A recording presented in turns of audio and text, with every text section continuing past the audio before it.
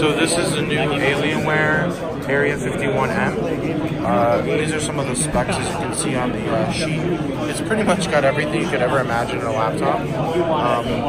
It's got desktop processor, desktop memory, desktop storage, upgradable GPU, upgradable CPU, upgradable memory. You have the RGB keyboard here.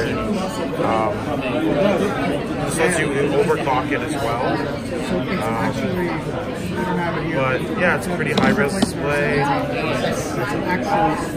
Pretty looking white design. It's definitely a thicker laptop, but it's not outrageously thick. I'd say it's a little bit thicker than those original Asus ROG gaming laptops. The thickness is not really a factor because it's a desktop replacement laptop.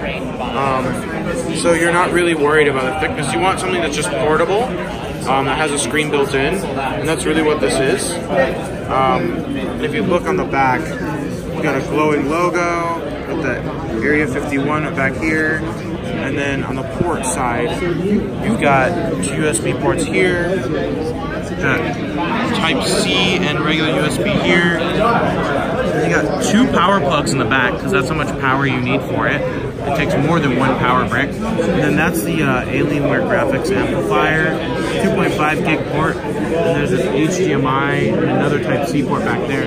This is all cooling. And then over here you have the Tobii eye tracking as well.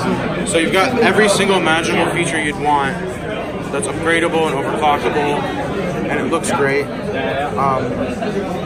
And yeah, I think it's a pretty damn good laptop. It's both good for work and gaming, and I'm really interested to see what the market will do with it, because I think there will be a secondary market for people who want to maybe get one and upgrade it themselves with their own hardware. So it'll be really cool to see how this matures over time.